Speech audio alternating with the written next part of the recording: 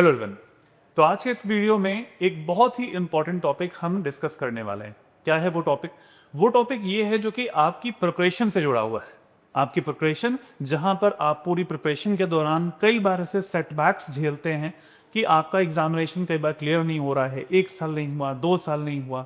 तो आज इस टाइटल में आप देख पा रहे हैं जैसे कि हम डिस्कस करने वाले हैं ऐसे 5 स्टूडेंट्स के बारे में, 5 प्रकार के स्टूडेंट्स के बारे में, 5 प्रकार के एस्पिरेंट्स के बारे में जो कि प्रीलिम्स में फेल होते हैं। ये उनकी क्या प्रॉपर्टीज होती है।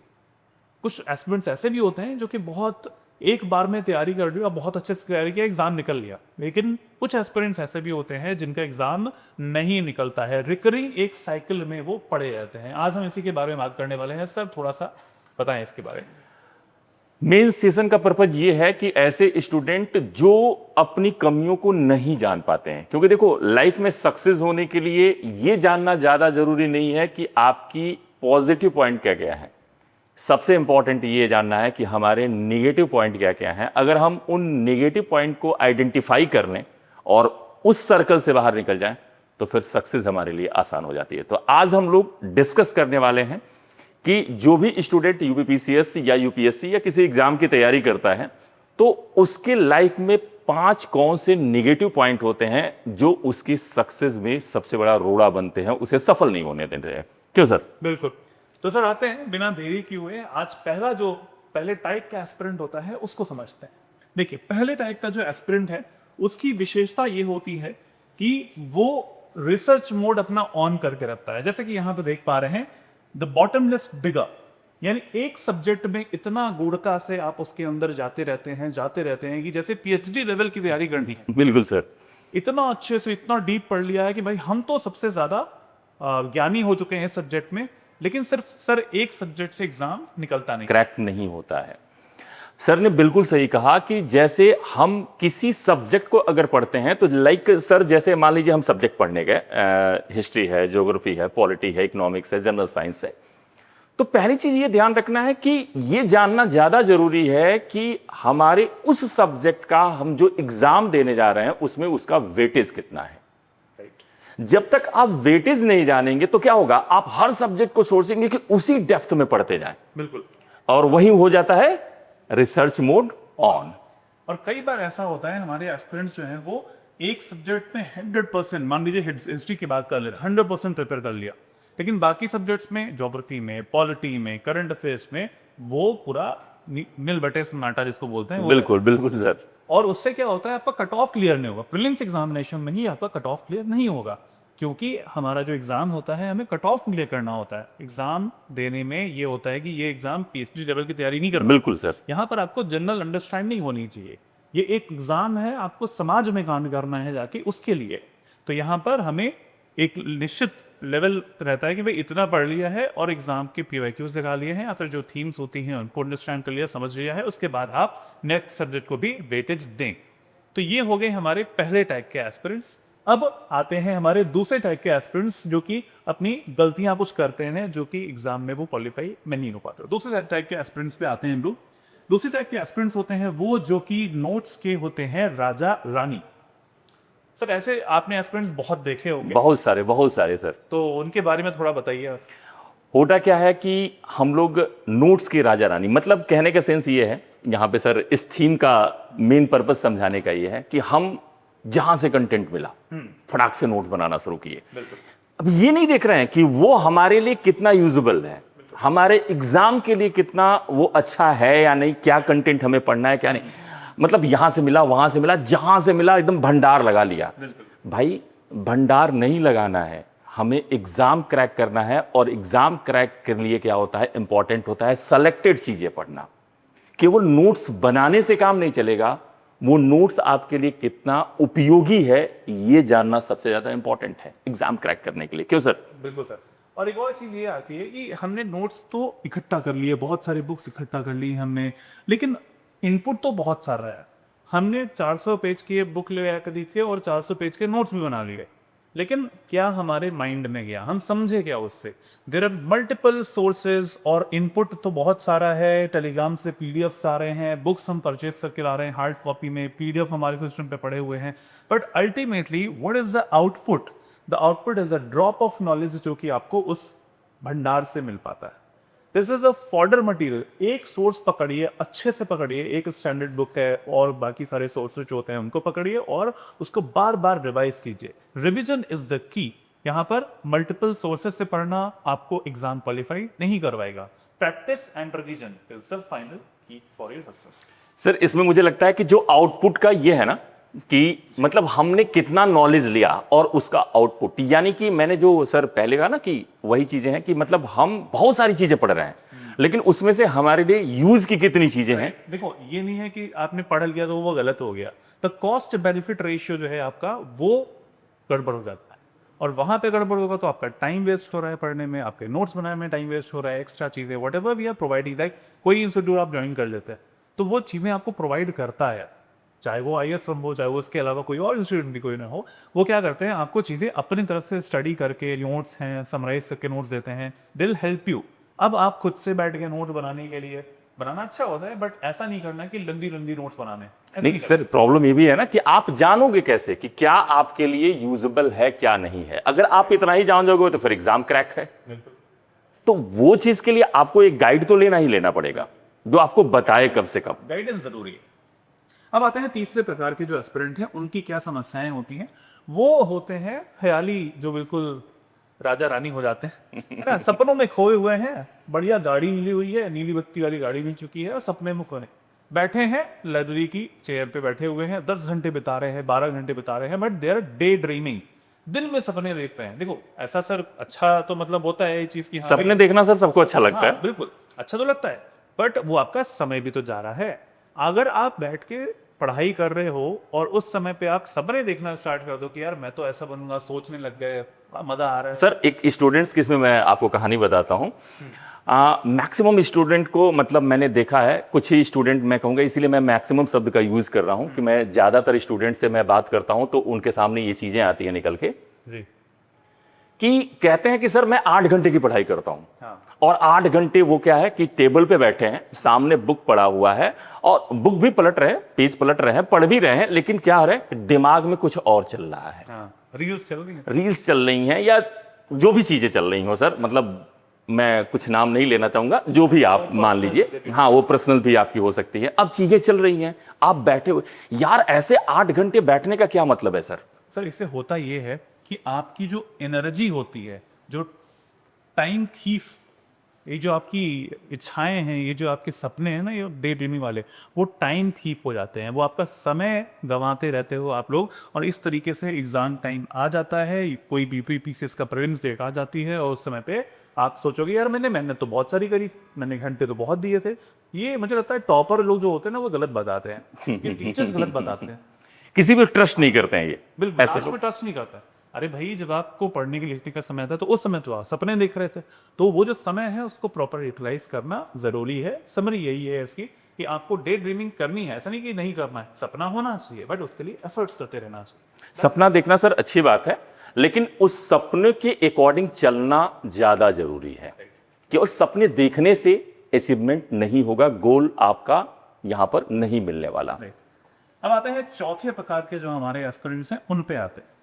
सो ये हमारे कुछ ऐसे एस्पिरेंट्स हो सकते हैं, होते भी हैं, जो कि सोचते हैं यार बुक मोटी सी है, पढ़ लेंगे यार क्या दिक्कत है। वो एग्जाम से 6 महीने पहले बुक्स पढ़ रहे होते हैं, एग्जाम से 3 महीने पहले भी बुक्स उठा के पढ़ रहे होते हैं, but they not making the notes. वो नोट्स नहीं बना रहे हैं अपने, केवल बुक पढ़े जा रहे वो हैं। हर बार बुक्स पढ़ रहे हैं, ठीक है, पढ़ ले रहे, बट एटलीस्ट क्या हो जा रहा है उनका, लास्ट में आते आते सब भूल जा रहे हैं, नोट्स ही नहीं बने, कुछ शॉर्ट नोट्स नहीं बने तो भूल जाएंगी। जब भूल जा रहे होते हैं तो एग्जाम में लगता है कि अब क्या होगा, हमने तो कुछ पढ़ा ही नहीं है, पढ़ा सब कुछ है उन्होंने। तो वही बात यहाँ पे आती है कि प्रॉब्लम आप लोग भी अगर आप देख रहे हो तो एक ना एक मिस्टेक तो आप भी इसमें से कर रहे होते हैं। तो वही चीज़ें हैं कि आप अगर पढ़ें तो साथ में उसका रिवीजन नोट्स भी बनाते चलें। इतनी मोटी बुक्स जो आपकी बन पाएंगी उसको समराइज करना है। एग्जाम टाइम से 10 दिन पहले आपको बड़ी बड़ी मोटी मोटी बुक्स नहीं पढ़नी है, बिकॉज वो आपका माइंडसेट चेंज हो जाता है उस समय पे, लगता है प्रेशर आ गया सर एक सिंपल सा एग्जांपल है कि आप जाते हैं एक मूवी देख के आते हैं 3 घंटे की, तो क्या 3 घंटे की मूवी की हर एक एक्शन, हर एक चीज को आप 1 साल तक याद रख पाते हैं? भूल जाता है, ठीक है। लेकिन उसका एक अगर आप समराइज नोट्स बना लें, अगर आके तुरंत घर पे लिख लें उसकी एक स्टोरी, तो शायद आप जब 1 साल बाद भी वो शॉर्ट नोट उठाएंगे तो सारी चीजें आपकी याद आ जाएंगी। क्लियर हो जाएगा। इसलिए जरूरी होता है कि हम किसी भी सब्जेक्ट को अगर पढ़ रहे हैं तो उसमें समराइज करते हुए उसको एक शॉर्ट नोट्स जरूर बनाएं, क्योंकि एग्जाम से 3 महीने पहले हम लोग मैक्सिमम क्या पढ़ते हैं, अपने शॉर्ट नोट्स को ही पढ़ते हैं। बिल्कुल।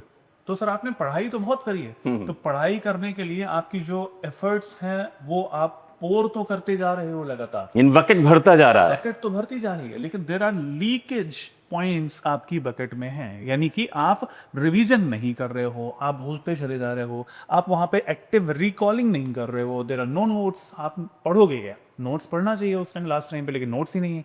तो ये कुछ लीकेज पॉइंट्स होते हैं आपकी प्रिपरेशन में, और आपका एग्जाम डे पर जो कट ऑफ होता है वो क्लियर नहीं हो पाता है इस वजह से। तो ये हमारा चौथे प्रकार का एस्पिरेंट हो गया है जिसका प्रीलिम्स इस वजह से क्लियर नहीं हो पा रहा है। आते हैं 5वें प्रकार पे। बिल्कुल सर। 5वां प्रकार का एस्पिरेंट होता है, उसकी समस्या ये होती है कि वो पर डे हर स्ट्रेटेजी चेंज होती रहती स्ट्रैटेजी चेंज होती है। यूट्यूब पे है, यूट्यूब पे हमारे कुछ स्ट्रैटेजी के रहते हैं कि भाई 30 डेज में एग्जाम क्लियर कर लेना है, और करा देंगे सर, ऐसा बोला जाता है कि करा देंगे। तो ये वीडियोस देख के आप हर दिन अपनी स्ट्रैटेजी चेंज कर रहे हैं। आप हर दिन टाइम टेबल बनाते हैं, कैंसिल आउट करते हैं, ये वाली नहीं होगी दूसरी बना लेते हैं, दूसरी बना लिया, ये भी कैंसिल आउट कर दिया, ये भी बना दिया, कैंसिल आउट कर दिया। तब तक मान लीजिए कोई भैया मिल गए, तो उन्होंने कह दिया कि यार ये वाला नहीं, ऐसे पढ़ो, फिर स्ट्रेटेजी चेंज हो गई। जो भैया टीवी लोग, देखो ऐसा नहीं कि वो गलत बताते हैं, कुछ लोग सही भी बताते हैं, बट कई ऐसे होते हैं जिनका खुद का एग्जाम निकल नहीं रहा है और वो आके स्ट्रैटेजीज जो हैं आपको बता रहे होते कि ऐसा कर लो, है ना, उसने ऐसा बताया था, उसने ऐसा किया था। तो वहाँ पे बात यहाँ आती है कि आपका खुद का एक जजमेंट होता है, आपका खुद का एक विवेक होता है कि आप कितना एफर्ट्स करते हैं, आपकी कितनी एक पढ़ाई करने की क्षमता हो सकती है एक दिन में। तो वो सब चीज़ें आप डिसाइड करोगे, टाइम टेबल आप डिसाइड करोगे। तो यहाँ पे आती है रणनीति बदलना नहीं है। अगर एक रणनीति बना ली है तो उस पर आप अपने अड़िग गई है। अगर मतलब सर मेरा क्या लगता है कि अगर एक स्टूडेंट है, जैसे उसने एक अपना टाइम टेबल बना लिया या फिर अपनी एक स्ट्रेटेजी बना ली कि उसे मॉर्निंग में ये सब्जेक्ट 2 घंटे पढ़ने हैं, इवनिंग में ये सब्जेक्ट पढ़ने हैं, रात में उसको पर डे कम से कम एक मेंस आंसर राइटिंग करना है, तो अगर आप एक स्ट्रेटेजी बनाकर अगर 1 साल उस पर प्रॉपर काम करो तो निश्चित ही आप अपने एग्जाम को क्रैक कर सकते हो। यानी कि अपनी स्ट्रेटेजी को हमें चेंज नहीं करना है, जिस स्ट्रेटेजी में आपको बिलीव हो उस स्ट्रेटेजी को फॉलो करते हुए आप आगे बढ़ें। और जरा ऐसा करने से होता क्या है, आप उसी साइकिल में पड़े रहते हो। जैसे एक टॉपर वीडियो आपने देख लिया, टॉपर वीडियो देखने के बाद में आपने उसकी स्ट्रैटेजी को अपनाना स्टार्ट कर दिया। आपने 16 घंटे का टाइम टेबल का मारे, मैं तो दिन भर में इतना पढ़ूंगा क्योंकि उसने बताया होगा। आपने अपनी क्षमता को नहीं देखा। उसके बाद क्या हुआ, आप एक दिन तो कर लेगा लेकिन दूसरे दिन जाके फेल हो गए। आपको खुद को लगने लगे यार मैं तो पीछे हो गया उससे, और आप एक्सट्रीम गिल्ट में चले गए। फिर अगले दिन उठे और एक अगला वीडियो देख लिया और उससे अपनी स्ट्रैटेजी दूसरी चेंज करने लगते हैं। ये आप डिसाइड करेंगे कि कैसे पढ़ना है। इस साइकिल से आपको बाहर निकलना है। रिवीजन साइकिल जो ये वाला होता है ना, इससे कि स्ट्रैटेजी बनाने के उससे पढ़ लेंगे, तो इससे आपको बाहर निकलना पड़ेगा। अच्छा सर, एक तरह के और स्टूडेंट होते हैं, थोड़ा सा मैं उनके बारे में बात करूंगा कि जैसे स्टूडेंट क्या होता है कि मैंने ज़्यादातर देखा है कि लगभग 50% प्रिपरेशन में स्टूडेंट क्या होता है कि जैसे एग्जाम हुआ प्रीलिम का, ठीक है, गया पेपर दे दिया, निकला, तो निकलते समय कोई भी बच्चा जब पेपर देता है सर, तो ये सोचकर तो कोई सॉल्व नहीं करता होगा कि मैं गलत करके आ रहा हूँ। सब सही सोच करके आते हैं, सही करके आते हैं, सही करके निकलता है। गेट तक पहुंचते पहुंचते पता चलता है कि 2 मित्रों से मिला तो पता चला कि भाई इस बार कट ऑफ जानी है 100 क्वेश्चन का, मैं तो 90 पे आ गया। रास्ते में 2-4 लोग और मिल गए, घर पहुंचते पहुंचते 10 क्वेश्चन और कम हो गए, 80 पे आ गया, ठीक है। रात में कुछ फ्रेंड का फोन आया, 75 पे आ गए, ठीक है। अगले दिन आंसर की आई तो पता चला 65 पे आके बैठ गया। अब वो रात जो होती है ना सर, जिस दिन आंसर की आ जाती है, वो बड़ा भयानक होती है, ठीक है। अब वो रात भर, उस रात में जानते क्या होता है, भीष्म प्रतिज्ञा होती है कि मैं अगले साल का एग्जाम 100% क्लियर करूंगा। और उसी रात आप भीष्म प्रतिज्ञा करने के बाद अगले दिन स्ट्रेटजी बनाते हैं, जाते हैं, बुक जो भी होता है लेकर आते हैं, 4 दिन चलता है। फिर उसके बाद 5वें दिन से फिर वही लाइफ शुरू हो जाती है पहले वाली। तब तक पता चलता है नोटिफिकेशन आ गया नया, अब फिर से जोश जगता है, ठीक है, फिर हम चले जाते हैं कहां पे, अब ढूंढेंगे हम एडमिशन ले ले कहीं, ठीक है। तो हम ऐसे भटकते रहते हैं, तो क्यों ना हम पहले से ही अपनी स्ट्रेटेजी बनाकर किसी भी बैच या किसी क्लास या किसी का गाइडेंस ये पहले से ही क्यों न ले लें, जिससे कि हमारी चीजें आसान हो जाएंगी और इस बार बार के इस भवचक्र से मैक्सिमम स्टूडेंट की ये प्रॉब्लम होती है, उससे आप बाहर निकल जाओगे। बिल्कुल। तो ये कुछ ट्रैप्स थे जो कि आप अपनी प्रिपरेशन में इनसे जूझ रहे होते हो और इस वजह से प्रीलिम्स एग्जाम नहीं निकलता है, और इनसे आपको विनिंग पिवट की तरफ जाना है। सफलता के जो सूत्र हैं इसी को आपको हटाना है, और ये आपकी सफलता के सूत्र यहाँ पे लिखे हैं, यानी जो मैंने आपको बताए प्रॉब्लम्स, उसे दूर कैसे करना पड़ा। तो आईएएस हब कैसे दूर करने वाला है ये सब चीज़ों को, तो हमने दूर करके दिखाया भी है। यूपी पीसीएस के 2024 के जो रिजल्ट्स थे उसमें 70 से ज़्यादा क्लासरूम स्टूडेंट्स का सिलेक्शन हमने दिया भी है, और एमके सब की गाइडेंस में ये प्रोग्राम चला था। तो इस प्रकार हमने क्या किया है, हमने यहाँ पर एक संकल्प फाउंडेशन बैच स्टार्ट करना है हमें, और संकल्प फाउंडेशन बैच स्टार्ट भी हो रहा है 22 जून से। 22 जून से स्टार्ट हो रहा है, फाउंडेशन बैच है, यानी यहाँ पर हम प्री, मेंस और इंटरव्यू तीनों जो एग्जाम के लेवल्स होते हैं इनकी तैयारी करवाएंगे। ऑनलाइन बैच होने वाला है टोटली, ये आपका हाइब्रिड बैच है, आपका ऑफलाइन बैच नहीं होने वाला है, टोटली ऑनलाइन बैच होगा। And the classes will be there in English as well as Hindi. यहाँ पर इंग्लिश में क्लासेस नहीं चलेंगी कि हिंदी बच्चा भी बैठा है, इंग्लिश बच्चा भी बैठा है, दोनों क्लासेस आपकी अलग अलग चलने वाली हैं। इस बैच के बारे में आपको कोई भी इन्फॉर्मेशन चाहिए तो नंबर यहाँ पे दिया हुआ है 9560082909। इस नंबर पे आप कॉल करके भी जानकारी ले सकते हैं। इस वीडियो के डिस्क्रिप्शन बॉक्स में देखोगे तो वहाँ पे भी आपको लिंक मिल जाएंगे, वहाँ से भी आप हमारे वेबसाइट से जाके इसको कोर्स के बारे में जानकारी ले सकते हैं। मैं कुछ फीचर्स आपको बताना चाहता हूँ, वो ये है फीचर्स, जैसे कि लाइव क्लास है, हर क्लास के बाद एक जूम सेशन भी होगा जिससे आप क्वेश्चन पूछ पाएंगे अपने टीचर से उसी समय में। रिकॉर्डिंग्स भी आपको मिल जाएंगी हमारे लाइव क्लासेस की, मेंटरशिप भी आपको साथ साथ मिल रही है, और यूपी पीसीएस के टॉपर्स आपके डाउट सॉल्विंग भी करेंगे। हैंडआउट्स हैं, समरी नोट्स हैं, टेस्ट सीरीज भी आपको इंक्लूडेड है इसमें, और साथ साथ per day 10 MCQs, per day 1 mains का क्वेश्चन विद ऑडियो रिवैल्यूएशन मिल रहा है। बहुत सारे फीचर्स हैं, और एक और ये एडवांटेज ये है, एक मोटिवेशन के तौर पर ये चीज़ है कि अगर आपका प्रीलिम्स एग्जामिनेशन क्लियर हो जाता है तो पूरे पैसे हम आपको रिफंड फीस के रिफंड कर देंगे। इससे क्या है, ये आपके लिए मोटिवेशन है कि भाई प्रीलिम्स निकालना है और पूरे पैसे आपके वापस, जितने भी अमाउंट होता है we will return you everything. 2 प्रकार के बैचेस हैं, लाइट बैच 2 साल की वैलिडिटी है और 4 साल की वैलिडिटी वाला प्रीमियम बैच है। आप जुड़ सकते हैं इनमें से आपकी आवश्यकता अनुसार किसी भी बैच में। फाउंडेशन का बैच है तो ज़रूर जुड़िए, और जो नंबर मैंने आपको बताया था 92895600820909, ठीक है, इस नंबर पे आप कॉल कर सकते हैं और जानकारी ले सकते हैं इस बैच के बारे में। तो बताइएगा ज़रूर कमेंट बॉक्स में कि इन सारी 5 जो मिस्टेक्स मैंने आपको बताई हैं इनमें से कौन कौन सी मिस्टेक्स आप करते हैं।